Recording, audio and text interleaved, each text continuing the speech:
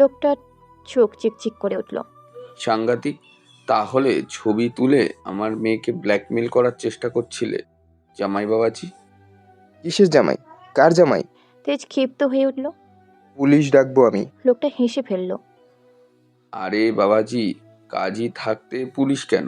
কাজী সাহেব, জলদি শুভ কাজটা শুরু করুন। আর জামা, এদিকে আয়। তোর জামাইয়ের নামে কবুল বলার সময় হয়ে গেছে। আরজা তার লাল বেনারসি সামলে এসে তেজের পাশে বসে পড়ল। তেজের গা জ্বলে উঠল। এই পরিবার একটা মানুষও স্বাভাবিক না। বাপ যেমন, মেয়ে তো তেমনই হবে। সারা জীবন প্রেম করতে পারেনি বলে কি এই তার ছেঁড়া গোষ্ঠীর মেয়েকে গলায় ঝুলাবে সে? নেভার। তেজ হাত পা ছটফট করতে কিছু বলতে যেতে আরজার বাবা আলাউদ্দিন তালুকদার বলে উঠল, আহারে আজ্জার মা, জলদি জামাইয়ের মুখে জলদি জামাইয়ের মুখে টেপ মেরে দাও। আমি চাই না জামাই বেশি কথা বলে ক্লান্ত হয়ে পড়ুক। আর বেশি টেপ মেরো না। ওই টেপ আমি 20 টাকা দিয়ে কিনেছি, যাতে 2 বছর চলে। আলাউদ্দিনের কথা শুনে হাজেরা মিটমিটিয়ে হেসে বলল, চিন্তা করো না, তুমি যা বলবা তাই হবে। হঠাৎ কাজী গলা খাঁকারি দিয়ে বলে, দেনমোহর কত বাঁধবো?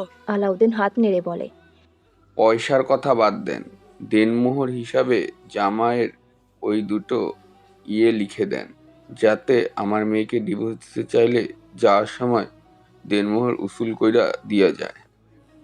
কাজী চোখ কুঁচকে তাকালো। কিন্তু দেনমোহর তো স্ত্রী শোয়ার আগেই দিতে হয়। আপনার বয়স তো কম হইল না। নির্গত আপনার বইয়ের দেনমোহর দেন নাই। কি সব নাফরমানি কাজ কারবার। আলাউদ্দিন গম্ভীর মুখে বলল, আপনারে কইছে আমি বিয়েতে বউরে 50 পয়সা দেনমোহর দিছিলাম। কি গো আজার মা, কওনা ক্যারে? হঠাৎ পাশে বসে আরজা কাজের দিকে ঝুঁকে বলল, দেনমোহর আমার হবুনি বাসরাতেই দিয়ে দিবে। তবে অন্য যদি কোনোদিন আমাকে ছাড়তে চায়, তখন আমার জিনিস আমি কেটে রেখে দিব, বলে দিচ্ছি। ঠোঁট বাঁকিয়ে হাসল। বাকিটা আমার বরের ইচ্ছে। কি বলো হবু বর? কাজী সাহেব, লিখুন লিখুন। দেনমোহরের জায়গায় আমার হবু স্বামী মীর আরফিদ তেজের ওই দুটো লিখুন। আমিও দেখি জামাই আমাকে ছাড়ে কিভাবে। আরজা তেজের দিকে তাকাতেই তেজ দাঁত কামড়ে বলল, দেখে ছাড়বো সবকটাকে। এখন তোমাদের সময়, বিয়ের পর আমার। এই যে কিপটি আলাউদ্দিন, আপনার মেয়েকে আমার বড় লোক বাড়িতে পাঠাচ্ছেন তো? ডিভোর্স পেপার আগেই বানিয়ে রাখবেন। আপনার মেয়েকে নিতে আপনাকে এসে হাজির হতে হবে। আলাউদ্দিন মুখ ভেঙচি কাজের দিকে তাকিয়ে বলল, আরে মাইশা, হা করে ভেলার মতন বসে আছো কেন? এই জন্যই কি আপনাকে 100 টাকা পারিশ্রমিক দিছি? জলদি কাজ শুরু করেন। এই জামাই বাবাজি ছোটবেলায় আমার মাথায় মুতেছিল, আজ তার বিয়ে আমার মেয়ের সাথেই হবে। আর কাল আমার নয়, নাতকুরাই ওর মাথায় মুতবে। তবেই তো প্রতিশোধটা কমপ্লিট হবে। কি কন মশাই? কাজের মাথার উপর দিয়ে সবকিছু যেন বয়ে গেল। চোখ কপালে তুলে সে খানিকক্ষণ থমকে রইল। তারপর হাবার মতো গলায় বলে উঠল, কি আর বলবো, আপনি যেটা বলেন আমি ওইটাই কই। সকাল সকাল ক্ষণিক কালয়ের শোরগোল বেঁধে গেছে। বাড়িতে আরজান নেই, সাজও নেই, দুজনেই নিখোঁজ। আর সবচেয়ে আতঙ্কের খবর আসে আরজানের ফোনে। সে জানিয়েছে সাজ তার সঙ্গেই আছে। এটাই ভয় ধরিয়ে দেয় সবাইকেই। কে জানে মেয়েটা আবার কী কাণ্ড ঘটিয়েছে। রাতে আরজান বাড়ি ফেরেনি, সাজও বাড়িতে ছিল না। সাজের বান্ধবী ডালিয়ে জানিয়েছে রাতে পড়াশোনা করতে সাজ তার বাসায় গিয়েছিল, পরে নাকি ঘুমিয়ে পড়েছে। কিন্তু মেয়েটা বাড়ি থেকে রাতে বের হওয়ার কথা বলে যায়নি। এটাই তো সবথেকে ভয়ের বিষয়। আসুক, আজ দেখে নেবে। এর মধ্যেই সকালে আরজান আবার কলাশ জানায় সে সাজকে তার গেস্ট হাউসে নিয়ে গেছে। খবরটা শুনে বাড়ির সবার বুক ধক করে ওঠে। নির্ঘাত মেয়েটাকে উদম কেলানি দেওয়া হয়েছে। এই উত্তেজনার মধ্যেই নতুন একটা বিস্ফোরণ। সকাল সকাল তেজ হাজির হয়েছে বউ নিয়ে। শুধু বউ না, বউয়ের সঙ্গে তার 14 গোষ্ঠীও এসে পড়েছে।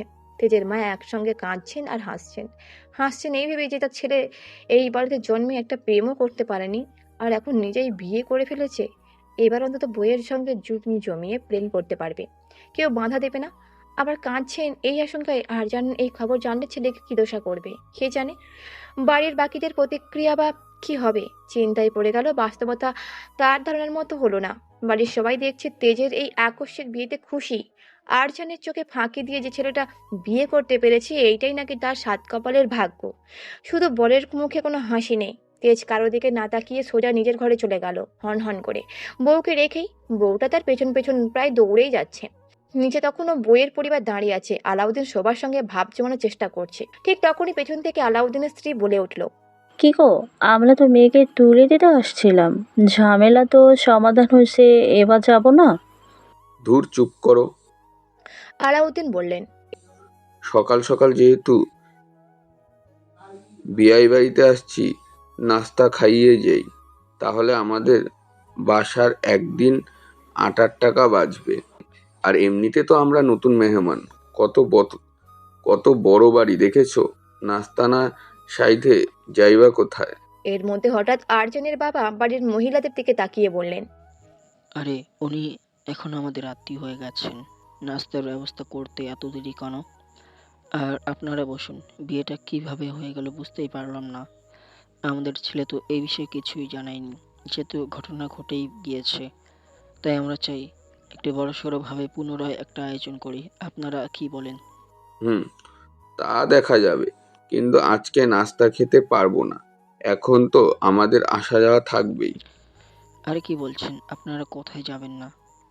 একেবারে লাঞ্চ করে তারপরেই যাবেন? তখনই আলাউদ্দিন মেকি হেসে ফিসফিসিয়ে স্ত্রীকে বললেন, দেখেছো আর্যের মা, 2 বেলার খরচা বেঁচে গেছে। আপনার মূল্যবান ভোট আমাকে দিয়ে দেশের পুন মারতে সাহায্য করুন। বলেই থেমে গেল আবরাজ। এমা, এই ভাষণের স্ক্রিপ্টকে কি লিখেছে? নির্ঘাত এতে বিপরীত প্রার্থীর হাত আছে। সালাদের পিন্ডি না চটকালে দেখি হচ্ছে না, হাত সাফাই করতে হবে। কিন্তু এখন এত জনগণকে ম্যানেজ করবে কি করে? সালার ভাগ্যের চাকায় এমন ছ্যাঁদা কি করে হলো? হঠাৎ তার অ্যাসিস্ট্যান্ট সামির তাকে পেছনে চিমটি মেরে হিসিয়ে বলল, আরে ভাই, কি বলতেছেন? আপনি জনগণের সামনে ভাষণ দিতেছেন নাকি ওপেনলি দেশের ভবিষ্যতের সাথে বাসর করতেছেন? লাগাম টানেন মুখে। চোদনা ভাষণের স্ক্রিপ্ট পড়ছিলি? মনে তো হয় না। এইখান থেকে একবার বের হই, তারপর তোরে খাইছি। বলেই পরিস্থিতি স্বাভাবিক করতে আবরাজ সবার দিকে তাকিয়ে হাসলো। সে নিজেও ফ্যাসাদে পড়ে গেছে। এখন কি বলবে? আবরাজের আগেই সামির বলে উঠল, আরে আপনারা কিছু মনে করবেন না। আমার ভাই, আপনার ভাই, আব্বাস ভাই আপনাদের ভালোবাসার কাপাকাপিতে আবেগের বশে একটু হড়কে পড়েছে আর কি। যাই হোক, আপনারা নৌকা মার্কায় ভোট দিয়ে বাইকে দেশের অকল্যাণ না, মানে কল্যাণ করতে সাহায্য করুন। কোনো কোনো মতে মঞ্চ থেকে নেমে গায়ে সাদা পাঞ্জাবি কলারটা ঠিক করলো আবরাজ। সামনের দিকে তাকিয়ে বলল, দেখ তো ঠিকঠাক লাগছে নাকি? আমাকে সুন্দর না লাগলে তো মেয়েরা ভোটই দিবে না। হ্যাঁ ভাই, লাগছে। আজকে সিরিয়াল কি? আবরাজ আবার জিজ্ঞেস করলো। কোন জায়গায় গিয়ে আজ বাল ফেলাইয়া তাল গাছে উঠতে হবে? সামির বিরক্তি মুখে বলল, ভাই, মুখে একটু বাঁধ নির্মাণ করেন। জনগণ আপনার মাতৃভাষা শুনলেই দেশ ছেড়ে পালাবে। আবরাজ হেসে ফেলল। ভালোই তো হবে। তাহলে তাদের ভাগের জমি আমি নিজের নামে চালান করে দিতে পারবো। যাকগে, শিরিওল বল। একটু পর আপনাকে বাজারে যেতে হবে। কেন? আবরাজ ভ্রু কুঁচকে তাকালো। আজকাল বাজারে গিয়েও নাকি ভাষণ দেওয়ার ট্রেন্ড বের হয়েছে। না ভাই, ওখানে গিয়ে সবজি বিক্রেতাদের সঙ্গে ভালো ব্যবহার করবেন, দোকানদারদের সমস্যা শুনবেন, সাহায্যের আশ্বাস দেবেন। এতে আপনার ভোট আরও বাড়বে। আবরাজ বিরক্ত হয়ে বলল, বেটা হয়ে এত সময় এখন আমার জন্য বেটাদের দিতে হবে। এই সময় যদি একটা মেয়েকে দিতাম, এতদিন দেশের ভবিষ্যতে রক্ষার জন্য দক্ষ জনশক্তি তৈরি হয়ে যেত। কিসের বাল ফালাই দিক কাজ করতেছি। সামির একটু ইতস্তত করে যোগ করলো, ভাই, আরেকটা কথা, বাজারে কিন্তু অপোজিট দলের প্রার্থীও থাকবে। কোন বাল থাকবে? আবরাজ গর্জে উঠল। ওই শিক্ষামন্ত্রী রাত্রেকা নৌসি, এবার সেও এমপি পদে দাঁড়িয়েছে। মনে হচ্ছে এবারও শিক্ষামন্ত্রীর আসনটা ওরই হবে। আবরাজের মুখ মুহূর্তে কালো হয়ে গেল। ওই শালির নামে মুখে আনবি না। ওর চাই সংসদের ভিতরেই ওর মুখে বোম মারি। দেশের বাচ্চা কাচ্চারা খেলাধুলায় মন দিবে, ওইটা তার সহ্য হয় না। মন্ত্রী হয়ে বসে বসে বাচ্চাদের জীবন নিয়ে ছক্কা খেলে। ওকে আর এই পদে আসতে দেওয়া যাবে না। দেশের পোলা পাইনের মাথা নষ্ট করে দিছে। একটু থেমে সে দাঁত চেপে বলল, ওয়েট কর, এবার দেখিস আমি প্রধানমন্ত্রী হয়ে যাব, তখন ওকে উচিত শিক্ষা দেব। স্যামির শুকনো গলায় বলল। আগে যে পদে আছেন সেটা টিকিয়ে রাখতে পারেন কিনা সেটা দেখেন। আবরাজ ঘুরে তাকে থুতু ছিটিয়ে দিল। থু মারি তোর মুখে, হারামজাদা। দলের লোক নিয়ে বাজারে প্রবেশ করলো আবরাজ। ঢুকতে চোখ পড়লো ধানের শীষ খাওয়া দলের আপার দিকে। মুখ বাঁকিয়ে নিজের দল বল নিয়ে সে বাজারের সবজি দোকানে ঢুকলো। আজকে সবজি শেষে একাই কিনে নেবে, নিজের হাতে কিনে জনগণকে বিলিয়ে দেশের কল্যাণ করবে। সবজির দোকানে গিয়ে মামাকে জিজ্ঞেস করলো। তো কেমন যাচ্ছে আপনাদের দিনকাল?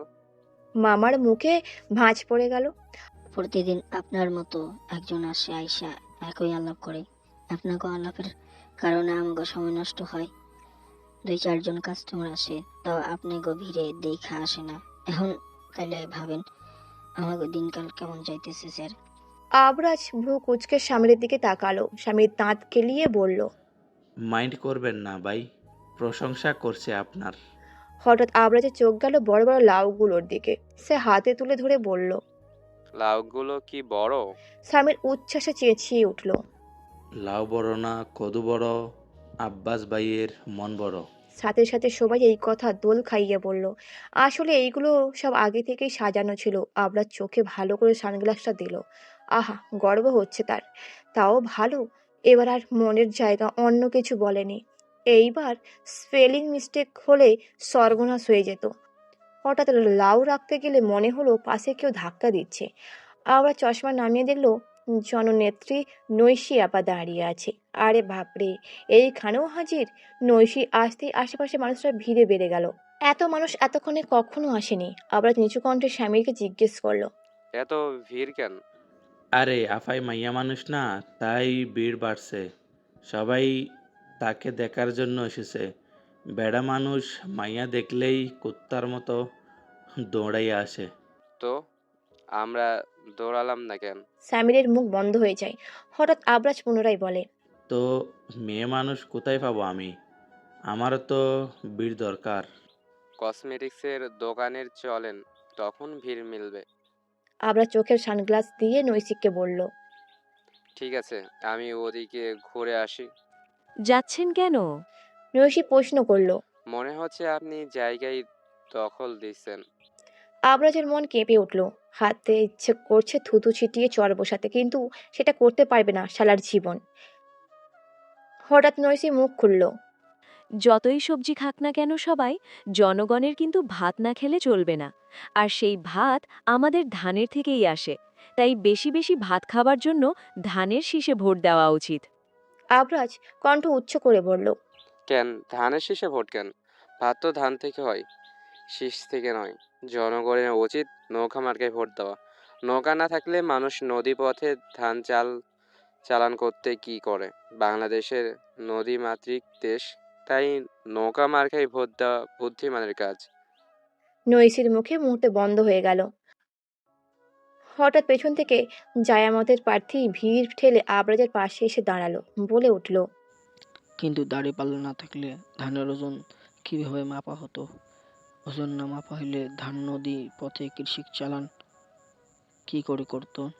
তখন চালান না হলে দেশের মানুষ ভাত পেত কিভাবে? তো এইসব ছেড়ে সবার উচিত দাঁড়িপাল্লায় ভোট দেওয়া। এই কথা শুনে সবাই আব্দুল মোতাবেল নিজামের দিকে ছুটে গেল। প্রশংসায় পঞ্চমুখ। শিবন আল্লাহ বলে মুখের পানি শুকিয়ে ফেলল। শেষে ফাঁকা জায়গায় পড়ে থাকলো আবরাজ আর নৈশী। এই দুজনের সাথে কি কাজটাই না হলো। মীর বংশের প্রধান কর্তা হচ্ছে মীর আফজাল শাহরিয়ার। মীর বংশের যেই আইটি কোম্পানিটা আছে তার চেয়ারম্যান সে নিজেই। যদিও তার পিতা মীর মোহাম্মদ আলী প্রতিষ্ঠা করেছিলেন এই কোম্পানি। তার স্ত্রী মৃত্যুর পর কোম্পানি প্রায় ছেড়ে দিয়েছিলেন, যদিও শেষ সময়ে ছেলেদের কারণে সবটা বেঁচে যায়। তাই বলাই চলে কোম্পানি দাঁড় করিয়েছেন তার 4 পুত্রই। আফজালের স্ত্রী হচ্ছেন নাজিরা ওয়ালেদ। পুরানো ঢাকার খানদানি বংশের মেয়ে বিয়ে করেছিলেন তিনি। শ্বশুর বাড়ির অবস্থা বেশ ভালো। আফজাল তার নাজিরার ঘরে 2 ছেলে। এই বাড়িতে এমনিতেও মেয়ে মানুষের অভাব। আফজালের একটা কন্যা সন্তানের খুব শখ ছিলেন, তবে মেয়ের আশা করে তার ঘরে জন্ম নিল মীর আরজান শান। 33 বছরের সুদর্শন পুরুষ, পেশায় তাদের কোম্পানির চিফ এক্সিকিউটিভ অফিসার। কেবল যে বাবার কোম্পানি সামলাচ্ছে তেমনটা নয়, সে একই সাথে একজন পেশাদার ফুটবলার। তবে বাংলাদেশে এত ফুটবলের কদর কোথায়? সেই বর্তমানে বার্সেলোনার একটা দলের সঙ্গে আছে, যার একটা শাখা বাংলাদেশে। কিছুদিন পর পর বিদেশে গিয়ে ম্যাচ খেলে। এই স্যামবর্নের পুরুষ ট্রফি নিয়ে ফিরে। আরজানের ছোট ভাই মীর আরবিন প্রাণ, বয়স 29 বছর। পেশায় সে একজন প্রফেশনাল অ্যাক্টর এবং ডিরেক্টর। পড়ালেখাও বাইরে থেকেই করে এসেছে সে। এই বিষয়ে নিয়েই রূপের বিষয়ে এরা কেউ কারো থেকে কম নয়। আফজাল শাহরিয়ার পরে ভাইদের মধ্যে রয়েছেন মীর আইমান হোসেন, সেও কোম্পানি সামলাচ্ছেন তার স্ত্রী ইলমা হোসাইন। তাদের ঘরে আবার 3 ছেলে।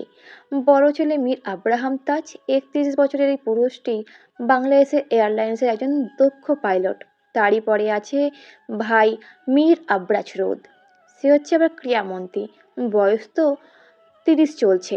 আর তার ছোট ভাই হচ্ছে মীর আরনাব রাত, সে একজন প্রফেশনাল গায়ক, বয়স চলছে প্রায় 28। এই বাড়ির তৃতীয় কর্তার নাম মীর আজিজ হাসান। যদিও ভাইদের মধ্যে তার আগে আইমান হোসেন, কিন্তু সে আগে বিয়ে করেছিল বলে বড় ভাইয়ের আগে, তার স্ত্রী হাফসা বেগম। তাদের ঘরেও 2 ছেলে। বড় ছেলে মীর আবরিজ রাজ, একজন সাইকোলজিস্ট, বয়স তার 32। বয়স হিসেবে করলেও ভাইদের মধ্যে সে দ্বিতীয়। আর তারপরেই হচ্ছে মীর আরভি তেজ, তার পড়ালেখাও শেষ, বয়স 27। সে একজন ফটোগ্রাফার, পাশাপাশি কোম্পানিতেও সদ্য যোগ দিয়েছে। আর এই বাড়ির একেবারে ছোট কর্তা নাম হচ্ছে মীর আরসালান হোসেন, তার স্ত্রী সাইরা শেখ। তাদের অনেক সাধনার জন্ম নেওয়া মেয়ে মীর আদ্রিজার সাজ। দেখতে দেখতে সেই মেয়ের কিছুদিনের মাথায় বয়স হবে 19। এই বাড়ির 4 কর্তা থাকলেও তাদের একজন বোনও আছেন, তার নাম মীর আরজুয়া এহসান। তার স্বামী সারোয়ার এহসান, তারা লন্ডনে থাকে। তাদের ঘরেও 1 ছেলে 1 মেয়ে আছে। ছেলে প্রান্তিক এহসান, মেয়ে প্রত্যাশা এহসান। প্রান্তিকের 31 বছর চলছে, সফটওয়্যার ইঞ্জিনিয়ার। তার বোন এখনো লেখাপড়া করছে, বয়স 22 চলে মাত্র। বাড়ির মানুষের আজ চিন্তা কিছুতেই কমছে না। আরজান এখনো কোম্পানিতে গিয়েছে না ফিরেছে বাড়িতে, তাহলে চিন্তা কেমন করে কমবে? তার উপর আরবির যা করলো, তার বউকে তো মেনে নেওয়া হয়েছে, তবু এই বিয়েটাকে যতটা না সহজ ভেবে নেওয়া হচ্ছে, তা বাস্তবে ততটা সহজ নয়। আরজান এখনো কিছুই জানে না। ভাইদের মধ্যে আরবিদ সবার ছোট, অথচ বিয়ে করে বসে আছে সবার আগে। আল্লাহ এবারের মতো তাকে বাঁচাইলেই হয়। আরবিদের মা হাফসা বেগমের যদিও খুশির সীমা নেই, সে একেবারে ছেলের বিয়ে তোড়জোড় শুরু করার জন্য প্রস্তুত। তার ওপর ঘরবাড়ি এখনো সাজাতে হবে। ছেলের আজকে বাসর রাত, বউকে তেমনভাবে ঘরে তুলতে পারেনি, কত কাজ বাকি এখনো। ড্রয়িং রুমে বসে আছে আব্রাহাম। তার ফ্লাইট রাতে, দিনের বেলা একটু ছুটি পেয়েছিল, তাই রেস্ট নিবে বলেই ঠিক করেছিল। এরই মাঝে বাড়ির মধ্যে এত কাহিনী হয়ে গেল। আজ আরজান বাদে সব ছেলেরা বাড়িতে, সবারই কাজ ছিল অনেক, কিন্তু কাজে কি করে যাবে? আরভিদ এমন একটা কাণ্ড ঘটিয়ে বসে আছে, কত বড় সাহস ওর! বড় ভাইয়ের আগে সে বিয়ে সেরে ফেলেছে। আরজান কল ধরেছে না, আরজান কল ধরছে না। সে আসুক একবার, আগুনে ঘি ঢেলে দেবে একেবারে। নির্ঘাত প্রেম করেই বিয়ে, যেখানে প্রেম নিষিদ্ধ সেখানে প্রেম করে বিয়ে করা কেমন যৌক্তিক বিষয়। নাজরা ড্রয়িং রুমের কাজের মেয়েকে দিয়ে ফল কেটে পাঠালেই 1 পিস আপেল মুখে দিয়ে আবৃত জিজ্ঞাসা করলাম, আমার মা কোথায় তাকে বলে গিয়ে আমার চেম্বারে যেতে হবে, অনেক কাজ বাকি। এই বাড়িতে আরজানের পরে আমি সবার বড়, অথচ নবাবজাদা আরভিদ আমার আগে সংসার পেতেছে। এখন এসব দেখার জন্য নাকি আমাকে বাসায় কাজ ছেড়ে থাকতে হবে। হঠাৎ তার ফোনে একটা কল আসতেই সে উঠে গেল। জানতো ফোন চলেই আসবে, তাই হলে এত জলদি? তাও ভালো, বাড়ি এই ঝামেলা থেকে তো বাঁচা গেল। আবরেজ উঠে যেতেই হঠাৎ আব্রাহাম বলল, উঠে যাচ্ছিস ভাই? তো এখানে বসে বসে ছোট ভাইয়ের বাসর ঘর সাজাবো নাকি? একটু পর দেখবি মা চাচিরা এসে ওই কাজও ধরিয়ে দেবে।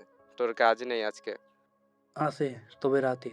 আমি ভাবছি রুমে গিয়ে একেবারে দরজা লক করে ঘুমিয়ে থাকবো ততবেলা। তাহলে তাই কর, আমি উঠলাম। আবরেজ চলে যেতেই আবরাজ এসি বাড়ালো। তা দেখে আরবিন বলল, কি রে ভাই, এত উত্তেজিত হচ্ছিস নাকি? বালের উত্তেজিত হব? বউ আছে আমার, আমার থেকে বয়সে 3 বছরের ছোট হয়েও ওই বেটা আরফিদ বিয়ে করে বাসর করবে। আর উত্তেজিত হব আমি? আমার সুযোগ কই উত্তেজিত হওয়ার? জীবনটাই বাল মার্কা আমার। হঠাৎ আবরাজের চোখ যায় আরনাভের দিকে। সে আরনাভকে বলল, কিরে, তোর না আজকে কনসার্ট আছে? তুই এখনো বাসায় কেন? সময় হলে চলেই যাব, ডোন্ট ওয়ারি। আবরাজ মুখ বাঁকিয়ে বলল, এই যে ইংরেজির ওলাদ, বালের ইংরেজি মারাই খাও বাঙালি। বাথরুমে ছাড়া বাঙালি আর কোথায় কোথায় বের হয় ইংরেজি, তাই না? দেশের সাথে করো বেইমানি। মন্ত্রী হয়েও তোমাদের যে বাল দেশে থাকতে দিচ্ছি, এটাই অনেক। আরবিন সকলকে মাঝ থেকে থামিয়ে বলল, এখন এইসব বাদ দিয়ে চলো সবাই, নিজেদের একটা গতি করি। প্রেম ছাড়া জন্ডিস হয়ে যাচ্ছে। কালি কি জন্ডিস? আমি আমার সহ বদহজম সব একেবারেই ধরছে। আমি এবার সত্যি আরবিদের মতোই বিয়ে করে বসে থাকবো। সে আব্রাহামের দিকে তাকিয়ে বলল, ভাই, আপনারা বড় মানুষ, একটু বিয়ে শাদী করে আমাদের উপর রহম করেন। এভাবে আর কতদিন চলবে? আমার বাচ্চা কাচ্চা তো উপরে বসে বসে কান্নাকাটি করছে। এত বউ দিয়ে তুই আর কি করবি? রাত তো ঠিকই রঙিন হচ্ছে। আর আমাকে বিয়ে করতে বলছিস? আমি তো আমার মতো যোগ্য কাউকে চোখেই দেখি না। কানে সানগ্লাস লাগালে মানুষ এমনিতেও চোখে কমই দেখে। এই আর্নাব উঠবি না? চল, আমার নতুন মুভির টাইটেল সংটা চল আমার নতুন মুভির টাইটেল সংটা যে তৈরি করতে বলছিলাম না, কি হয়েছে কোরা? রুমে আসো। দুজনেই উঠে গেল। আব্রাহামের এখন আর ভালোই লাগছে না। সে উঠে যেতেই আবরাজ পা ছড়িয়ে বসে পড়ল। যাও ভাই, সব যাও। রুম তো তোমাদের উত্তেজনা সাগরের ফেলার জন্য বসে আছে। তোমরা রুমে যাও না তো কে যাবে? শালা আমার কপাল, একদিন বিএনপির আপোষহীন নেত্রী নসি জ্বালিয়ে মারছে, অন্যদিকে বাড়ির লোক। এখন তো ছোট ভাইটাও বিয়ে করে বয়ে এনে রুমে বাকবাকুম খেলেছে। জীবনে এসব দেখা ছাড়া আর গতি নেই।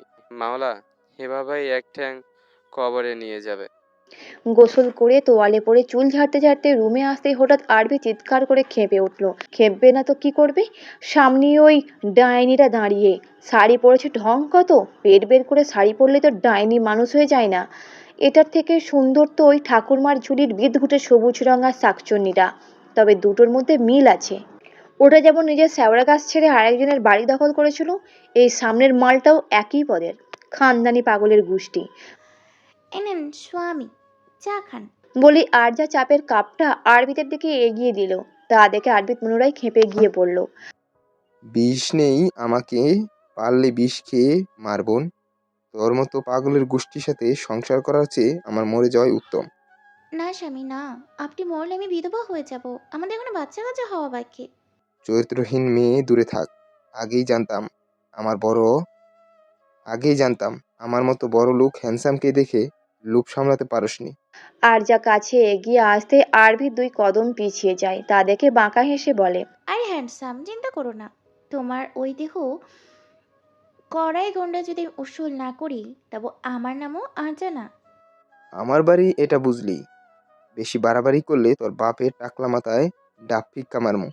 এক ছোটবেলায় হিসু নিয়ে এত কাহিনী করেছে তো তোর বাপে তারা। আবার যদি তোর বাপরে মুতে না ভিজেছি, আমিও মীর বাড়ির ছেলে না। সমস্যা নেই প্রিয়, কখন মতো ধরে বলে দিও।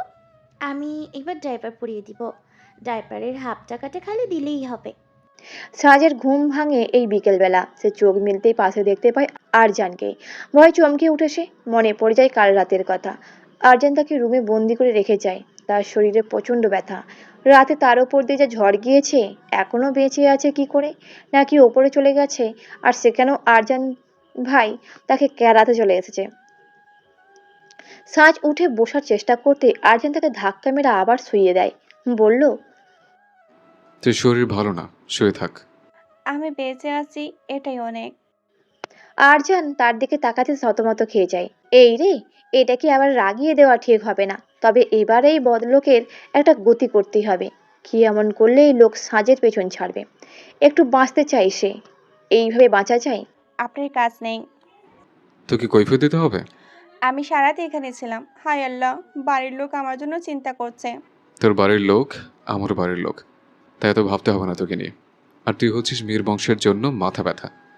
এক রাত তুই বাড়িতে ছিলি না, তুই সব একটু আরামে ঘুমোতে পেরেছে। তাহলে আমাকে বিয়ে দিয়ে দেন। আমি এত পাপ করেছি, আপনি কেন আমাকে বিয়ে নামক শাস্তি দিচ্ছেন না? আমায় শাস্তি দেন ভাই, আমাকে জলদি শাস্তি দেন। নাটক বন্ধ কর আর তৈরি হয়ে নে। তোকে বাড়িতে লাথি মেরে ফেলে আমাকে অফিস যেতে হবে। আজকে কতগুলো মিটিং তোর জন্য ক্যান্সেল করেছে জানিস? আমার জন্য কেন করবেন? তো করবো না বলছিস? পরে তোকে বিয়ে দিলে যাতে তোর জামাই কথায় কথায় বলতে পারে তোর ঠিকভাবে যত্ন কেন নেয়নি। তুই চাস তোর জামাই আমাদের কথা শোনাক? বারে, আমি তা কখন বললাম? বলিস না বলছিস? আকার ইঙ্গিতের কথা আমি বুঝতে পারি। সাজ উঠে যায়, তবে উঠতে গিয়ে শরীরে জোর পায় না। তবুও হেঁটে গেটে ওয়াশরুমে যেতেই আরজান পেছন থেকে বলে, আমার ওয়াশরুম ব্যবহার করছিস, ওটা ওয়াশ করে দিয়ে যাবে। কেন? তুই পা ফেললে ওয়াশরুমের ফ্লোর নোংরা হয়ে যাবে, কারণ তুই সাজের থেকে আমার ওয়াশরুম বেশি পরিষ্কার। তাহলে ওয়াশরুম ধুয়ে পানি খান। আরজান না শুনে রেগে উঠে আসতে ঝাঁঝ জলদি ভেতরে ঢুকে দরজা লাগিয়ে দেয়। আরজান কম কোথায়, সেও বাইরে থেকে দরজা লাগিয়ে দিয়ে বলে, ছুটির ঘন্টা পড়েছিস না? এখন ফিল কর বাস্তবে। আমার ওয়াশরুম তো নোংরাও নেই। পানি আর টিস্যু শেষ হলে খাবি কি করে? আপনার মাথা, এইসবে ভয় পাই না আমি। আরজান হাতের মুঠো করে ওয়াশরুমের দিকে তাকিয়ে সেখান থেকে চলে যায়। থাকুক এই মেয়ে এখানেই। সাইকোলজিস্ট মীর আব্রাহাম রাজ তার চেম্বারে ব্যস্ত। তার চেম্বারে একটা সাইকোলজি ভাব আছে। দেয়াল জুড়ে হালকা ধূসর আর অফ হোয়াইটের মিশ্র রং চোখে লাগে না, বরং মনকে অদ্ভুতভাবে কেমন করে যেন স্থির করে দেয়। এক পাশে বড় জানালা, সেখানে পাতলা সাদা পর্দা হালকা বাতাসে দুলছে। বিকেলে সূর্যের আলো ভেতরে এসে নরম একটা সোনালি আভা তৈরি করেছে। ডান পাশে কাঠের বুক সেলফ, সাজানো বইগুলো খুব গোছানো। কয়েকটা বইয়ের পাশে ছোট্ট স্যাকুলেন্ট গাছ। রুমের মাঝখানে মুখোমুখি দুটো আরামদায়ক সোফা, রোগীর জন্য পাশে একটা ছোট্ট টেবিল, টিস্যু বক্স, এক গ্লাস পানি আর একটা ছোট্ট নোটপ্যাড রাখা আছে। মীর আব্রাহাম রাজ্যের বসার জায়গায় সিম্পল একটা ড্রাগ গ্রে আর্মচেয়ার, হাতে চামড়ার ফাইল।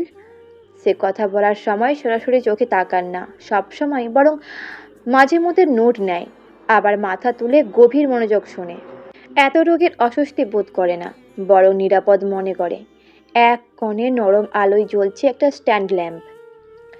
আলোটা তীব্র নয়, বরং উষ্ণ দেয়ালে টাঙানো একটা ফ্রেমে লেখা, your feeling are wild, let's understand them. আজও রাজ ব্যস্ত তার রোগীকে নিয়ে। আজকে 2 দিন ধরে নতুন যে রোগীর চিকিৎসা শুরু করেছে তার নাম মার্সিয়া অবনী। মেয়েটার বাবা তাকে গ্রাম থেকে চিকিৎসা করার জন্য এনেছিল। একেবারে শান্ত প্রকৃতির একটা মেয়ে। ওর অতীত শুনে মেয়ের বাবাকে সে কথা দিয়েছে কোনো টাকা ছাড়াই সে সাহায্য করবে। এখানে লোকটির থাকার কোনো ব্যবস্থা নেই, একটা জায়গাও ঠিক করে দিয়েছে রাজ। অবনী মানসিক ট্রমায় চলে যাওয়ায় একজন রোগী বেশ কয়েকটা সুসাইড করার চেষ্টা করেছিল। অবনীর বাবা মুখে সব ঘটনা শুনেছে রাজ। আসলে মেয়েটির পূর্বে একটা ছেলের সাথে প্রেমের সম্পর্ক ছিল। সেই ছেলে তাকে ব্যবহার করে প্রেমের নামে বিয়ে করার আশ্বাস দিয়ে পতিতালয়ে বিক্রি করে দিয়েছিল। কেবল কি তাই, মিথ্যা বিয়ের নাটক করে কাবিননামায় সাইন করিয়েছিল। তবে বিয়ের 2 মাস না যেতেই অবনী মা হয়ে যায়। কেবল ওই ছেলে অবনীর বাচ্চা নষ্ট করেছে তা নয়, বরং বাচ্চা নষ্ট করিয়ে তাকে বিক্রি করে দিয়েছিল। তবে বাঁচার তাগিদ নিয়ে অবনী সেখান থেকে পালিয়ে শহর ছেড়ে গ্রামে বাবা মায়ের কাছে চলে যায়। গ্রামের সবাই অবনীর বাবাকে এক ঘরে করে দিয়েছে। মেয়ের কারণে কাজ, সম্মান সব চলে যায়। তবু অবনীর বাবা আদরের মেয়েকে ছেড়ে দেননি মরার জন্য। অবনী বাড়ি আসার 1 মাসের মাথায় তার প্রাক্তন স্বামীর বিষয়ে সব জানতে পারে ওই বিয়েটাও মিথ্যা ছিল। তাছাড়া প্রেমের নাম করে মেয়ে পালিয়ে নিয়ে বিক্রি করাই ছিল ওর পেশা। ছেলের 5 বছরের একটা বাচ্চা আর বউ নাকি আছে। এসব জানার পর কতবার যে অবনী আত্মহত্যা করার চেষ্টা করেছিল, এখন আগের থেকে বেটার। তবে কথা বলে না, কেমন যেন অদ্ভুত হয়ে গেছে। হুট করে আর সহ্য না করতে পারলে কেঁদে ওঠে, চিৎকার করে কাঁদে। আর রাজ আরেকবার অবনীর দিকে তাকালো। এত সুন্দর একটা মেয়েকে কেউ এমন করে ব্যবহার করতে পারে? মুখটা বুঝি একটুকু কাঁপলো না? অবনীকে পাশের চেম্বারে পাঠিয়েছে রাজ। কিছুক্ষণের মধ্যেই রাজ উঠে সেখানে গেল। প্রথমে কেবল দরজার সামনে কিছুক্ষণ দাঁড়িয়ে রইল। ভেতরে অবনী জানালার পাশে বসে আছে, চুলগুলো এলোমেলো, মুখে কোনো অভিব্যক্তি নেই, শুধু জানালার কাছে নিজের প্রতিচ্ছবি দেখছে। রাজের বুকের ভেতর অদ্ভুত একটা অনুভূতি তোলা দিল। এটা কি শুধু দায়িত্ব নাকি তার থেকেও বেশি কিছু? সে গভীর শ্বাস নিয়ে ভেতরে ঢুকলো। অবনী, আমি ভেতরে আসতে পারি? কোনো উত্তর নেই। তবে অবনী চোখ ঘুরিয়ে একবার তাকালো। সেইটুকু অনুমতি ধরে নিয়েই রাজ চেয়ার টেনে একটু দূরে বসলো। ইচ্ছে করেই দূরে। সে জানে দূরত্বটা এখন কতটা দরকার। এই 2 দিন সেশন শুরু করেনি। আজকে প্রথম সেশন। রাজ নরম কণ্ঠে বলল, আজ থেকে আমরা একটু একটু করে কথা বলার চেষ্টা করব। তুমি চাইলে কথা না বললেও চলবে, শুধু বসে থাকলেই হবে। অবনী স্থির। রাজ ফাইল খুলে রাখলো, কিন্তু চোখ ফাইলে নয়, মেয়েটার অদূরে মুখটার প্রাণে। তুমি কি জানো ট্রমা মানে কি? কোনো জবাব এলো না। রাজ পুনরায় বলল, ট্রমা মানে হলো মন যখন একটা ঘটনার ভার নিতে পারে না, তখন সে নিজেকে বন্ধ করে দেয়। তুমি এখন নিজেকে বন্ধ করে রেখেছো, এটা তোমার দোষ না। অবনী আঙুলগুলো শক্ত হয়ে এলো। রাজ লক্ষ্য করলো তুমি রাগ করেছো, ভয় পাচ্ছ, নাকি কিছু মনে পড়েছে? অবনীর ঠোঁট কেঁপে উঠল, খুব আস্তে করে পড়ল, সবাই মিথ্যে বলে। রাজ থমকে গেল। এটাই তার প্রথম শব্দ। হ্যাঁ। রাজ ধীরে বলল, অনেকেই মিথ্যে বলে, কিন্তু সবাই না। অবনী চোখ খুলে তাকালো। সেই দৃষ্টিতে সন্দেহ, অবিশ্বাস। আপনিও? প্রশ্নটা ছুরির মতো কেটে গেল রাজের বুকের ভেতর। কিছুক্ষণ নীরবতা। তারপর খুব স্থির গলায় বলল, আমি যদি কখনো মিথ্যে বলি, তুমি আমার মুখের দিকে তাকিয়ে বুঝে যাবে, তাই না? অবনী কোনো উত্তর দিল না, কিন্তু তার চোখ সরালো না। রাজ ডায়েরিতে নোট লিখল, diagnosis, post traumatic stress disorder, severe trust issues, suicidal ideation. সে ঠিক করলো, প্রথম ধাপে স্ট্যাবিলাইজেশন থেরাপি, এরপর ধীরে ধীরে trauma focused CBT, self worth rebuilding exercise দেবে। রাজ উঠে দাঁড়িয়ে আর একটা ডায়েরি অবনীর হাতে ধরিয়ে দিয়ে বলল, এটা তোমার জন্য। কথা বলতে ইচ্ছে না করলে এখানে লিখবে। রাগ, ঘৃণা, গালি সব লিখতে পারো। অবনী তাকালো না, কিন্তু ডায়েরির টেবিলে রেখে সে উঠে যাচ্ছিল। ঠিক তখনই অবনী আস্তে করে বলল, কেন করছেন? রাজ থামলো। কি এত ভালো আচরণ? এই প্রশ্নের পেছনে কত ভাঙা রাত জমে আছে। রাজ কিছুক্ষণ চুপ থেকে বলল, কারণ তুমি এটা পাওয়ার যোগ্য। অবনীর চোখ হঠাৎ ভিজে উঠল। সে মুখ ফিরিয়ে নিল, কাঁদতে কাঁদতেই বলল, আমি নোংরা। রাজ হঠাৎ একটু কড়া গলায় বলল, না, তুমি ভিকটিম, অপরাধী না। ঘরটা ভারী হয়ে গেল। রাজের ভেতরে দণ্ড। কিছুক্ষণের অবনীকে একা থাকতে দেওয়া উচিত। কেবিন থেকে বেরিয়ে করিডোরে দাঁড়িয়ে রাজ নিজের বুক স্পর্শ করল। হৃদস্পন্দন অস্বাভাবিক দ্রুত। সে জানে রোগীর প্রতি এইরকম অনুভূতি বিপজ্জনক। নৈতিকতার সীমানা আছে। তবু অবনীর চোখে সেই অসহায় দৃষ্টি তার মনে বারবার ভেসে উঠছে। এটা সহানুভূতি, শুধুই সহানুভূতি। সে নিজেকে বোঝায়, কিন্তু মনের এক কোণে খুব নরম একটা কণ্ঠ বলে, না, এটা অন্য কিছুই নয়। 2 ঘন্টা মাথায় হঠাৎ 2 ঘন্টার মাথার হঠাৎ পাশে কেবিন থেকে চিৎকার ভেসে আসছে। রাত ছুটে গেল। দেখলো অবনী মেঝেতে পড়ে আছে, চিৎকার করে কান্না করছে, বারবার বলছে, ওরা আসবে, আবার নিয়ে যাবে। আমি যাব না, আমি মরবো। রাজ ধীরে ধীরে তার কাছে নিচু হয়ে বসলো। আমি আছি, কেউ আসবে না। হঠাৎ অবনী তার কোটের হাতা শক্ত করে ধরে ফেলল। ছাড়বেন না। সেই স্পর্শে রাজের ভেতর কেঁপে উঠল কিছু একটা, কিন্তু সে নিজেকে সামলে নিল। আমি কোথাও যাচ্ছি না, তুমি নিরাপদ। ধীরে ধীরে অবনীর কান্না থামলো। তার মাথা একটু ঝুঁকে এলো রাজের কাঁধের দিকে। রাজের হাত মাঝ আকাশে থেমে গেল। সে কি ছুঁবে নাকি দূরে থাকবে? শেষ পর্যন্ত খুব সাবধানে অবনীর মাথায় ওপরে হাত রাখলো, একজন চিকিৎসকের মতো, একজন অভিভাবকের মতো। কিন্তু তার ভেতরটা মানুষ বুঝে গেছে, এই মেয়েকে সে শুধু রোগী হিসেবে আর দেখতে পাচ্ছে না। অবনীর সময় নিয়ে শান্ত করাতে কিছুক্ষণের মধ্যে সে ঘুমিয়ে পড়ল। তার বাবা এখনো বাইরেই বসে আছে। অবনী ঘুমিয়ে যেতে তাকিয়ে কিছুক্ষণ ভালো করে দেখলো রাজ। অতঃপর বাইরে বের হয়ে তার বাবাকে বলল, অবনী ঘুমাচ্ছে, আপনি যেতে পারেন ভিতরে। লোকটি ভেতরে যেতেই রাজ বাইরে বের হলো। করিডোরের বের হয়েই রাজ ফ্লোরের দিকে তাকালো, নিজেকে প্রতিজ্ঞা করলো, আমি ওকে আগে সুস্থ করব, ওর ভরসা ফিরিয়ে দেব, তারপর যদি ভাগ্য থাকে তখন ভাববো। কিন্তু কি ভাববো? কেবিনে গিয়ে অবনীকে ঘন্টা দুয়েক আগে দেওয়া ডায়েরিটা একবার খুলল সে। তাতে স্পষ্ট লেখা, সব পুরুষ খারাপ না। মীর বাড়ির লোকেরা সবাই খাওয়া দাওয়া করে যার যার রুমে চলে যায়। আবরাজ পায়চারি করছে, ঘুম আসছে না তার, বিয়ে করতেই হবে। বউ ছাড়া রাতে ঘুম আসে না। বউ ছাড়া কি গরমকালেও শীত লাগে। হঠাৎ তার রুমের দরজায় শব্দ হতে সে পেছন ফিরে বলে, আসো আসো, কে আসবা আসো। বউ নাই আমার, এত বালের নক করতে পারি নাই রুমে। যেহেতু আমি জনগণের নেতা, তাই আমার রুমই সবার জন্য উন্মুক্ত। আবরাজ পেছন ফিরে দেখলেন তার বাবা আইমান হোসেন এসেছেন। কিরে, এখনো ঘুম আসনি? আমি কচি মানুষ, দেরি করে ঘুমালেও সমস্যা নেই। তুই বুড়া মানুষ, জলদি ঘুমাও, নইলে মরবা। নিজের বাপকে কেউ এমন করেই বলে?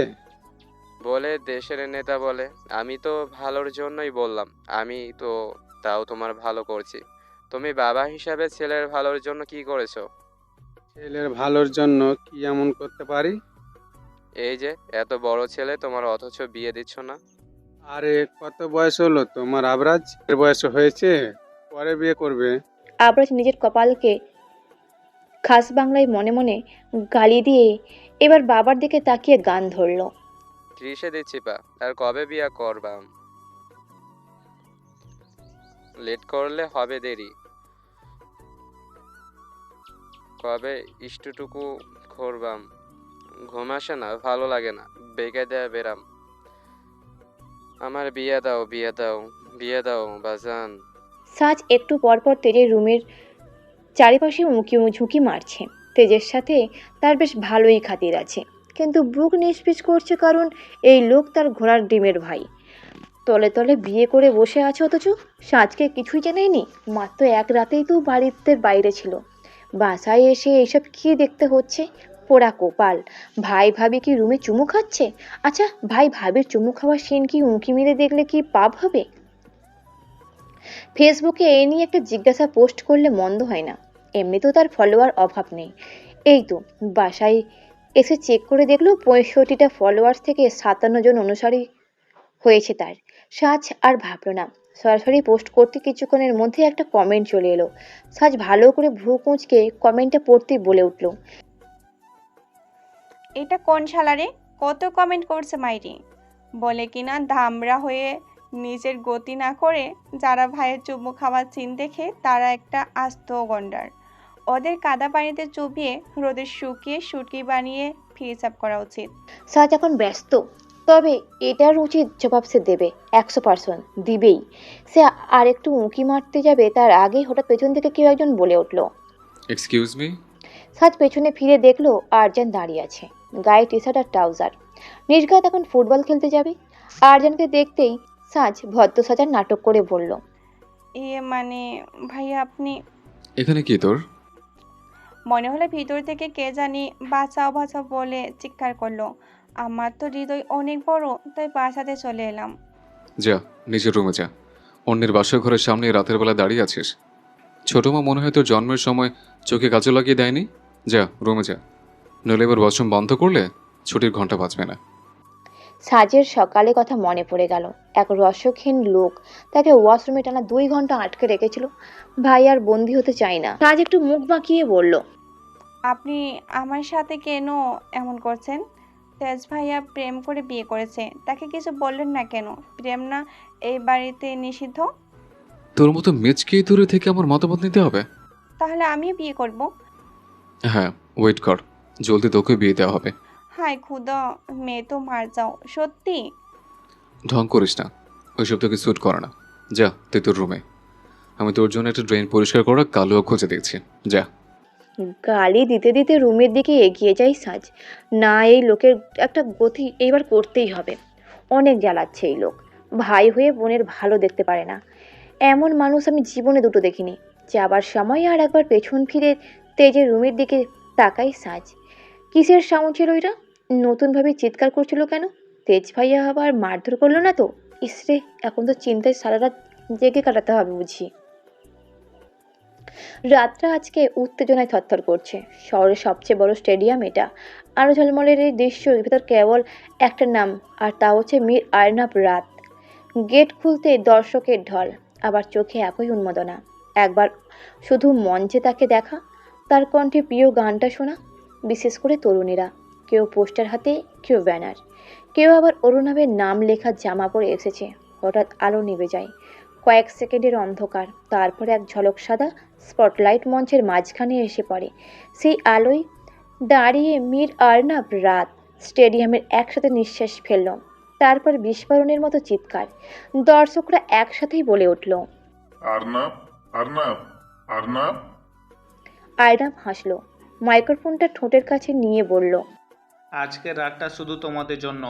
যতক্ষণ গাইবো মন দিয়ে শুনবে আর মনে রাখবে, তোমাদের ভালোবাসাই আমার সবচেয়ে বড় দুর্বলতা। গিটার বেজে উঠল, প্রথম সুর ছুঁতেই দর্শকের নিস্তব্ধ। তারপর ধীরে ধীরে সবাই একসাথে গাইতে শুরু করলো। হাজার হাজার কণ্ঠ, এক গান। মুহূর্তে সেই স্বপ্নের মতো একটা রোমান্টিক গানের সময় আর্নাব চোখ বন্ধ করেই গাইল। সামনের সারির মেয়েরা মোবাইলের ফ্ল্যাশ চালিয়ে আলোয় ভাসিয়ে দিল পুরো স্টেডিয়াম। এক তরুণী বন্ধুদের বলল, ওকে একবার কাছ থেকে দেখলেই হলো, জীবনের জন্য স্মৃতি হয়ে থাকবে। বন্ধু মুচকি হেসে বলল, তাই তো 7,000 টাকা দিয়ে মিড সেশনের টিকিট কেটেছিস। তারা হাসলো। এখন শুরু হচ্ছে মীর অর্ণবের exclusive mid and great session. Concert শেষ হতে রাত গভীর, তবু কেউ যাচ্ছে না ঘোষণা এলো। বিশেষ পাসধারীরা লাইনে দাঁড়ালো। প্রত্যেক 7,000 টাকা দিয়ে এই কয়েক মিনিটের সুযোগ কিনেছে, কিন্তু তাদের কাছে এই টাকার হিসাব নয়, একটা স্বপ্ন পূরণ। এক এক করে তারা ভেতরে ঢুকছে। এই তরুণীর সামনে এসে দাঁড়াতেই হাত কাঁপছে। অরুণাভ তাকে নরম কণ্ঠে জিজ্ঞাসা করলো, নার্ভাস হচ্ছ কেন? আপনাকে সামনাসামনি দেখব ভাবিনি কখনো, আজ যেন বিশেষই হচ্ছে না। আর্নাব হাসলো, অটোগ্রাফ দিল তার ডায়েরিতে। স্বপ্ন দেখতে থাকো আর নিজের গল্পের প্রধান চরিত্র নিজেই হও। তরুণীর চোখে জল টলমল করছে। সে বেরিয়ে গেল, মুখে পরিপূর্ণ তৃপ্তির হাসি। তবে এত এত মানুষ হাসি মুখে বাইরে বের হলেও বাইরে দাঁড়িয়ে থাকা সুহানা এলহাম কিছুতেই খুশি হতে পারছে না। তার বিরক্ত লাগছে। এটা কোথায় ফেঁসে গেল সে? খালি বান্ধবীর মুখের দিকে চেয়ে সহ্য করে নিচ্ছে সব। নইলে কি এখানে দাঁড়িয়ে থাকতো? সুহানা আর তার বান্ধবী স্বামীরার দিকে তাকিয়ে আর একটিবার তাকিয়েই বলল, এই বাড়ি চল, তোর কিডনি বেচলেও তো 7,000 হবে না। তুই এসেছিস গায়কদের সাইন নিতে, আর ভাই একটা সাইনে এমন কি আছে? যা, তোকে চকবাজার থেকে রাতের সাইনের একটা চিপ কপি এনে দিব। তবুও বাড়ি চল, আমার না হয় সমস্যা হবে না, কিন্তু তোর মা বাবা যদি জানে কনসার্ট দেখার জন্য রাত করে বাইরে বের হয়েছিস, তার উপর টিউশনের 3,000 টাকা মেরে টিকিট কেটেছিস, তাহলে সমস্যা হয়ে যাবে রে। এত কিছু করে শেষে আমি হেরে যেতে পারি না? তুই তো জানিস রাতকে আমি কতখানি পছন্দ করি। আমি উন্মাদ তার জন্য। এই সুযোগ কী করে হাতছাড়া করতাম? তোকে এনেছি কেন? কর না একটা ব্যবস্থা। সুহানা এবার স্বামীরার দিকে তাকিয়ে বলল, খালি বেস্ট ফ্রেন্ড দেখে তোর জ্বালা মেনে নিচ্ছি, নইলে কবেই ঠেসে একটা চড় লাগাতাম। সুহানা এগিয়ে গেল সিকিউরিটি গার্ডের দিকে। তার পেছনে পেছনে এগিয়ে গেল স্বামীরা। সে এগিয়ে যেতেই সিকিউরিটি গার্ড বলল, ভাইয়া আপনার গেট পাস দেখি। পেছন থেকে স্বামীরা বলল, ভাইয়া না, এটা আপু। লোকটিও অবাক হলো। দেখতে তো ছেলেদের মতোই লাগছে, শার্ট প্যান্ট পরা, ছেলেদের হেয়ার কাট, টমবয় নাকি? লোকটি সরি চেয়ে বলল, পাস দেন। সুহানা এবার লোকটির দিকে তাকিয়ে বলল, পাস? আরে সেটা তো ধাক্কা খেয়ে পড়ে গেছে। কেমন সিকিউরিটি সিস্টেম আপনাদের? একটা ভিড় সামলাতে পারলেন না? আপনাদের কারণে তো আমাদের পাস ভিড়ের মাঝে সেই যে হাত থেকে পড়লো আর খুঁজে পাচ্ছি না। এখন গেল তো আমাদের 14,000 মাটিতে মিশে। যান, একটু মাফ করতে পারি। আমার বান্ধবীকে ভেতরে যেতে দেন, সেই গেলেই হবে। এইভাবে বললেই হলো নাকি? পাস ছাড়া নট অ্যালাউ। বাইরে বেঁধে গেল ঝগড়া। ওইদিকে রাতও হয়ে যাচ্ছে, কিছুতেই এই গার্ডকে ম্যানেজ করা যাচ্ছে না। শেষে সুহানা ফিস করে স্বামীরাকে বলল, বাসায় চল তো, এতক্ষণ তোর বাড়ির লোক নির্ঘাত জেগে গেছে। বোন চল, আর দুনিয়ায় আরও অনেক ভালো গায়ক আছে। শুনেছি এই রাতের জীবন নাকি রাতের মতোই অন্ধকার। পূর্বে প্রেম করে ছ্যাঁকা খেয়ে গায়ক হয়েছে। সমস্যা কি? আমি জোনাকি হয়ে তার অন্ধকার জীবনে আলো ফোটাবো। মর তুই। দাদা চেঁচামেচি শুনে ভেতর থেকে রাত বের হয়ে এলো। জিজ্ঞেস করলো। কি হয়েছে?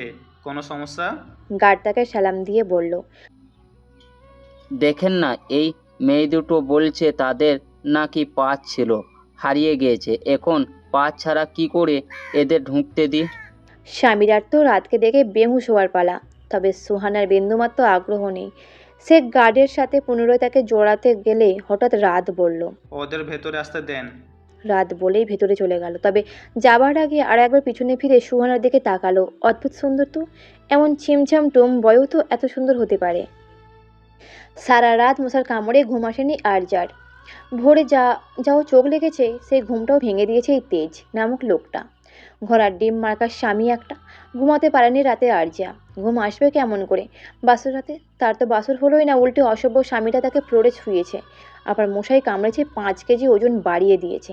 আরজা আগে ভাবতো মশা কেবল গরিবের ঘরে থাকে, এখন দেখছি বড়লোকের ঘরে তো কেবল মশা না, একেবারে ডেঙ্গু ম্যালেরিয়া থাকে। বড়লোকই ব্যাপার স্যাপার। তার উপর ফ্লোরে ঘুমিয়ে পিঠে কি ভীষণ রকম যন্ত্রণা হচ্ছে, বলে বোঝানো সম্ভব নয়। গায়ে পানি পড়তে ছটপটিয়ে উঠে বসলো আরজা। কিছুক্ষণ তো সে বুঝতে পারলো না তার সাথে এটা কি এমন হচ্ছে। যখন বুঝতে পারলো তখন খেপে গিয়ে তেড়ে আসলো তেজের দিকে। তা দেখে তেজ ধমকে বলল। দূরে থাকো। খানদানি পাগলের স্পর্শ এই সকাল সকাল আমার গায়ে না লাগুক, আমি তা চাই না। কথায় কথায় খানদানি পাগল বলো কেন? তো পাগলের গোষ্ঠীকে পাগল বলবো না তো তোমাদের সবাইকে কুলে তুলে চুমু খাবো? তোমার নামে যদি বাবার কাছে নালিশ না করেছি, তোমার পরিবার তো সবাই আমায় কত আদর করে। ওই কাজের লোকটাও। তো গিয়ে কাজের লোকের ঘাড়ে গিয়ে পড়ো না, আমার কাছে কি? কারণ বিপদ তোমাকে ভালোবাসে। বিপদের মাইরে গাছে তুলে চিনি ছাড়া লাড়া দিব। ফাউল কোথাকার। এখন সামনে থেকে সর, নইলে তোর উপর দিয়ে যাব। সরব না। না সর, পরে দেখবি আর লম্বা হবি না ডিঙিয়ে গেলে। হাই কোদা, তুমি আমায় এত ভালোবাসো? ভালোবাসি কবে বললাম? তোকে আমি বাল দিয়েও বাসি না। ভালোবাসা সে তো বিরাট দূরের ব্যাপার। কই আগারতলা আর কই বেলতলা। আরজা জবাব দিল না। তবে সামনে থেকে সরে যেতেই তেজ ওয়াশরুমের দিকে যেতে নিলেই আরজা পদ আটকে বলল। এই স্বামী, আমার আগে যেতে হবে। তোমরা বড় লোক মানুষ, ওইসব হিসু করলেও চলে। ছোটবেলায় তো আমরা মাথায় হিসু করে দিলে। সরবি? এবার তোর বাপের মুখের উপর হলুদ রঙা লিকুইড বিসর্জন দিব। কেন? আপনার কি জন্ডিস নাকি? জন্ডিস হলে লুকাবেন না কিন্তু। আমি এক কবিরাজকে চিনি। ডাব পরে দেয় দেখি, কাজে আসে তো। চোখে দেখি তাকান, গরুর মতো ডাব ডাব করে। ওমা, হলুদের বদলে লাল কেন? মনে হয় জন্ডিসের জায়গায় আপনার ভেতর জন্ডিসের দূর সম্পর্কের আত্মীয় বাসা বেঁধেছে। তবে চিন্তা নেই স্বামীজান, আমি থাকতে আপনার বুকে অন্য কেউ বাসা বাঁধতে পারবে না। নাটক বন্ধ হলে একটু সাইড পাওয়া যাবে? তুমি একটু পরে যাও, আমার এমার্জেন্সি। আমরা গরিব মানুষ হতে পারি, হালকার ওপর ঝাপসা কিপটাও হতে পারি, তো সকাল সকাল সবার আগে পেট খালি করতে কিপটামি করি না। আর এমনি তো সারা রাত আমার পানির পিপাসা পায়, বুঝতেই তো পারছো। পেটের খালি একেবারে সাগর হয়ে আছে। যা ভাই যা, তুই আগে ওয়াশরুমে যা। তোর সাগরের বাদ ছেড়ে দিয়ে আয় জায়গা মতো যা, নইলে বন্যায় মেয়ের বাড়ি তলিয়ে যাবে। আরজা হেসে তেজের থুতনি ধরতে গেলে সে পিছিয়ে যায়। তা দেখে আরজা পুনরায় হেসে বলে। ওলে আমার চিড়িয়াখানার বাজারটা তুমি। মোর বেটি লুচ্চিয়া। মাটির ওপর পাতলা হলুদের পরত মেখে আছে। পাড়ার বাংলাদেশি আওয়ামী লীগের ক্লাব ঘর আজকে জমজমাট। এমপি হওয়ার পর আবরাজের তো এখানে আশাই হয়ে ওঠে না। তবে এককালে কতই না আড্ডা দিয়েছে এই জায়গায়। টিনের চালের নিচে লম্বা বেঞ্চ আর পুরনো টেবিলগুলো সরিয়ে জায়গা করেছে ছেলেরা। এক কোণে বড় ডেকচি ধুয়ে রাখা, আর এক পাশে কেউ চাল বাচ্ছে, কেউ মাংস ধুচ্ছে। আজ ক্লাবে বিরিয়ানি পার্টি হবে। গরম পোলাওর গন্ধ এখনও ওঠেনি, কিন্তু মশলা ভাজার গন্ধ আগাম উৎসবের ঘোষণা দিচ্ছে। এই সব কোলাহলের মাঝে কাঠের বেঞ্চে হেলান দিয়ে বসে আছে মীর আবরাজ রোদ। সাদা শার্টটা বেশ ঝকঝকে, কিন্তু নিচে কালো লুঙ্গি। আঙুলে ধরা সিগারেটের থেকে ধোঁয়া উঠছে সরু সাপের মতো। অন্য হাতে ছোট কাঁচের কাপে চা। সে একবার ধোঁয়া ছাড়ে, একবার চায়ে চুমুক দেয়। পাশে টিভি চলছে, পুরনো স্পিকারে ভাঙা সুরে ভেসে আসছে গান। টিকাটুলির মোড়ে একটা হল রয়েছে, হলে নাকি এয়ার কন্ডিশন রয়েছে। ক্লাব ঘরের ভেতরে ছেলেপুলেদের হাঁক ঢাক করেই যাচ্ছে, আর অ্যাসিস্ট্যান্ট কোচি শশা খেতে খেতে হঠাৎ বলল, এই সুমন, পেঁয়াজটা একটু পাতলা করে কাট। বিরিয়ানিতে মোটা পেঁয়াজ দিলে কেমন লাগে রে? ঘুমের মতো বেঁচে থাকে। পাশ থেকে আবরাজ বলে উঠল, ভালো করে বাল পানি না দিলে তো গু ভাসবেই তোমার। ভাই, আবরাজ মুখ বাঁকিয়ে বলল, পুরা এলাকায় ঘরে ঘরে বিরিয়ানি সাপ্লাই করবি, যেন সবাই বুঝতে পারে আমি আবরাজ যদি এবার এমপি হই, তাহলে বাঙালি আর কপালে ভাত জুটবে না। ইয়ে মানে? আরে বাল, ভাতের বদলে বিরিয়ানি জুটবে। তো ওইটা সরাসরি বললেই তো পারেন, কিন্তু এই বিরিয়ানি খাওয়াইয়া লাভ কি ভাই? শেষে গিয়ে তো আমাদের সেই বটি চুরি করতে হয়। হে আস্তে, মানুষ শুনলে তোমার পেছন দিয়ে শিকল ঢুকাবো আমি। কেন ভাই, আমি কাবাব না নবাব যে আমার পেছন দিয়া শিক ঢুকাবেন? আপনার পেছন নাই, ওইটা ফাঁকা রাখছেন কেন? আমার আছে, বর্তমানে বাঁশ বাগানের সব বাঁশ জনগণ আমার পেছন দিয়ে ঢুকিয়ে বাঁশের ওপর কাপড় মিলতেছে। এখন তোর কোনো সমস্যা? না ভাই, সমস্যা থাকে বড় লোক গো, আমরা তো গরিব। খোঁচা মারলি? না ভাই, খোঁচা মারে বড় লোকরা, আমরা তো গরিব। তুই আবার খোঁচা মারলি? স্বামী চুপ হয়ে গেল। এই বাচাল নেতার সাথে আর দুটো কথা বললে নির্ঘাত ঝগড়া লেগে যাবে। স্বামীর কেটে পড়ল। চিপাই দাঁড়িয়ে আবারও শসা কামড়ে খেতে শুরু করলো। স্বামীর যেতেই আবরাজ সিগারেটের ছাই ঝেড়ে দিয়ে একটু গম্ভীর ভঙ্গিতে বলল, শোনে সবাই, আশেপাশে দুই একজন থেমে তাকালো। আবরাজ ধীরে ধীরে চায়ের কাপটা টেবিলে রাখলো, তারপর কাঁধটা সোজা করে বলল, রাজনীতি কেবল চেয়ার টেবিলের খেলা না। আওয়ামী লীগ করতে হলে আগে ইতিহাস জানতে হয়। একজন ছোকরা এসে বলল। আবার শুরু হয়েছে ভাইয়ের লেকচার। আর একজন বলল, চুপ কর, শোন, ভাইয়ের কথা মাঝে মাঝে মাথায় ঢুকিয়ে যায়, তাই ভালো করে শুনতে দে। রোদ সিগারেট শেষ টান দিয়ে ধোঁয়া আকাশের দিকে ছাড়লো। দেখো, এই যে তোমরা আজকে বিরিয়ানি খাচ্ছ, পতাকা খাওয়াচ্ছ, এই স্বাধীন দেশে দাঁড়িয়ে রাজনীতি করছো, এর পিছনে একটা ইতিহাস আছে, ত্যাগ আছে, রক্ত আছে। রাজনীতি মানে শুধু মিছিল না, পোস্টার না। রাজনীতি মানে দায়িত্ব, আর এই দায়িত্ব পালন প্রতিটি নাগরিকের উচিত। তাই তো তোমাদের উচিত আমাকে ভোট দেওয়া। ভোট দাও আমায়, জনগণকে পাঠাও গোমাই। কথা বলতে বলতে সে আবার চায়ের কাপটা হাতে তুলে নিল। সেই সময় রান্নার পাশে দাঁড়ানো জসিম হেসে বলল, ভাই, দায়িত্বের কথা পরে বলবেন, আগে বলেন মাংসটা একটু বেশি দেবেন তো প্লেটে? আগের বারে বিরিয়ানি দিছিলেন, মাংসের দেখা নাই, খালি আলু। তোমারে আমার আন্ডা দিব, যা ভাগ। তুই এমনিতেও কতবার ভোট দিস নাই, আমি খাওয়ালাম বিরিয়ানি, তুই জননেত্রী নৈশি আপারে ভর্তিয়া করলাম আর মানহানি। এই সবাই শোন, ওরে কুত্তা ভাইবা, এইবার একটা হাড্ডিও দিবি না, হালার পো কপালে ছিঁড়া মাছি। হঠাৎ বাইরে থেকে দূর থেকে ভেসে এলো আর একটা শব্দ, দুর্নীতি নয়, সত্যের হোক জয়। রাত্রিকা নৈশী সরকার, জনতার সরকার। ক্লাব ঘরের ভেতরে ছেলেটা একসাথে থেমে গেল। স্বামী দৌড়ে এসে বলল, এই মিছিল যাচ্ছে মনে হয়। ভাই দেখছেন, ডাইনির মিছিল যাচ্ছে। সিনের থেকে মিসাল ভাড়া করে দেব নাকি মেরে? টাকা কি তোর নানাই দিবে? ভাই, আপনি যদি এত বড় নেতা হইয়ে, এত বড় লোক বাড়ির বেটা সাওয়াল হইয়ে এসব বলেন, তো আমরা ক্ষণে যাই ভাই। আবরাজ খবর এনে দেওয়ার জন্য একটা ছোকরাকে পাঠালো। সে গিয়ে দেখলো রাস্তার উপর একটা বড় মিছিল এগিয়ে আসছে, হাতে ব্যানার, মাথার উপর সবুজ পতাকা সবার। বাংলাদেশের জাতীয়বাদী দল, তার কর্মীরা স্লোগানে রাস্তা কাঁপিয়ে দিচ্ছে। ব্যানারের মাঝখানে বড় বড় অক্ষরে লেখা এমপি প্রার্থী রাত্রিকা নৈশী সরকার। মাইকে ভেসে আসছে প্রচারণার গান। ধানের শীষে ডাকে একবার জাগবে সারা দেশ, নেত্রী নৈশী আপা গড়বে বাংলাদেশ। তারপরে কর্মীদের স্লোগানের ঢেউ। রাত্রিকা আফা এগিয়ে চলুন, আমরা আছি আপনার সাথে, ভোট চাই, অধিকার চাই, দুর্নীতি যাতে না হয়। মিছিলের সামনে একটি খোলা জিপ, সেখানে দাঁড়িয়ে আছে রাত্রিকা নৈশী সরকার। হালকা আকাশি শাড়ি, কাঁধে দলীয় ওড়না, হাতে মাইক ধরে আছে। মাঝে মাঝে হাত নাড়িয়ে জনতার দিকে হাসছেন তিনি। ক্লাব ঘরের সামনে দিয়ে মিছিলটা যখন গর্জন তুলে এগিয়ে গেল, তখন ভেতরে ছেলেদের মুখে এক ধরনের কৌতূহল আর বিরক্তি মিশ্র অভিব্যক্তি। একজন নিচু গলায় বলল, এইখান দিয়ে যাওয়ার রাস্তা পাইছে নাকি? আর একজন দাঁত কেলিয়ে বলল, ভোটের সময় তো সবাই দয়াল বাবা কেবলা কাবা হয়ে যায়। মীর আবরাজ রোদ তখনও বেঞ্চে বসে।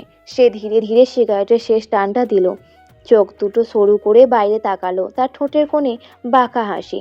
রাজনীতির রাস্তা বড় অদ্ভুত রে। আজ যে স্লোগান দেয়, কাল সেই আবার অন্য স্লোগান শোনে। চায়ের শেষ চুমুকটা দিয়ে কাপটা টেবিলে রাখলো সে। বাইরে তখন মিছিলের শেষ অংশটা যাচ্ছে।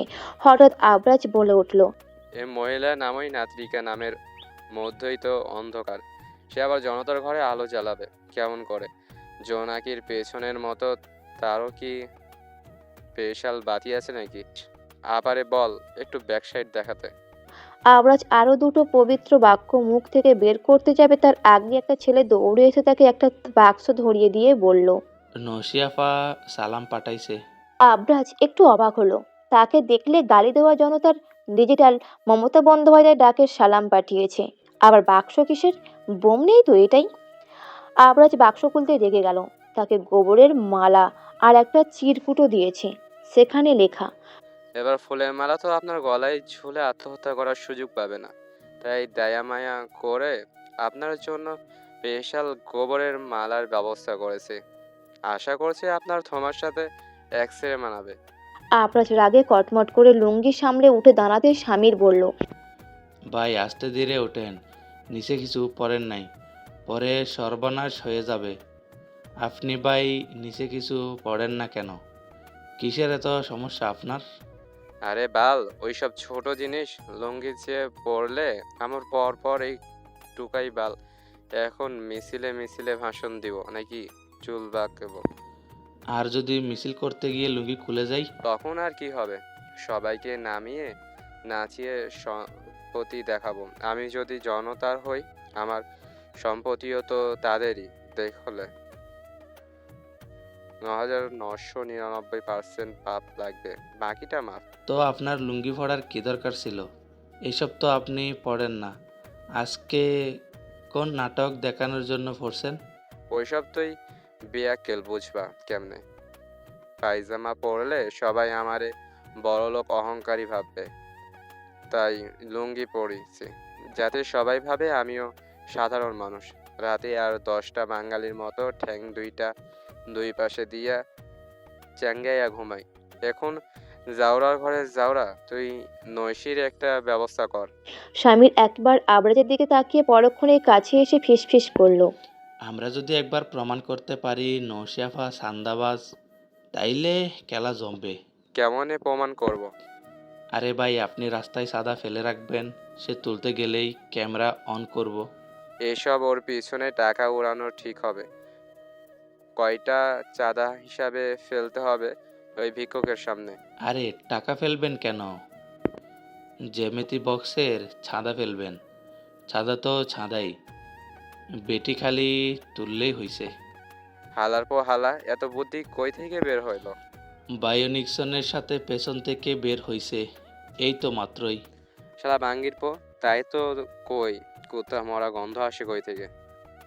শুটিং স্পটে আজকে সবাই ব্যস্ত। মেকআপ রুমের সামনে লাইন দিয়ে দাঁড়িয়ে আছে অনেক মেয়ে। কারো চোখে স্বপ্ন, কারো চোখে দুশ্চিন্তা। ফ্লোরের মাঝখানে একটা চেয়ার। মীর আরবিন সেই চেয়ারে বসে নেই, সে হাঁটছে। একবার মনিটরের দিকে তাকাচ্ছে, তো আবার অডিশন দেওয়ার মেয়েদের দিকে। তার হাতে একটা স্ক্রিপ্ট, কিন্তু স্ক্রিপ্টে চোখ নেই। আজ নতুন ছবির নায়িকা বাছাই। সহকারী পরিচালক রিয়াদ হাতে লিস্ট নিয়ে দাঁড়িয়ে আছে। স্যার, আজকে মোট 50 জন। মীর আরবিন হালকা বিরক্ত হয়ে বলল, 55টা মুখ দেখবো, একটা নায়িকা পাবো তো? রিয়াদ হাসলো। স্যার, এখনকার নায়িকা তো ইনস্টাগ্রাম টিকটকে জন্মায়। মীর আরবিন স্ক্রিপ্টটা টেবিলে ছুঁড়ে দিল। আমি ইনস্টাগ্রামের টিকটকের নায়িকা চাই না, আমি আসল নায়িকা চাই। ঠিক তখনই ক্যামেরাম্যান চিৎকার করলো, ক্যামেরা রেডি। রিয়াদ বলল, প্রথম জনকে পাঠান। একটা মেয়ে ভেতরে ঢুকলো, চুল কার্ল করা, ভারী মেকআপ মুখে। রিয়াদ বলল। Scene 7, take 1, action. মেয়েটি নাটকীয় ভঙ্গিতে বলল। তুমি আমাকে ছেড়ে গেলে কেন? আমি তো তোমার জন্য সব করতে পারতাম। প্রাণ 5 সেকেন্ড দেখলো না। কাট। মেয়েটা থেমে গেল, বলল। ডায়লগ মুখস্থ আছে, কিন্তু অনুভূতি নেই। মেয়েটা হতাশ হয়ে বেরিয়ে গেল। আর একজন এলো, সে খুব আত্মবিশ্বাসী। এসেই সে বলল।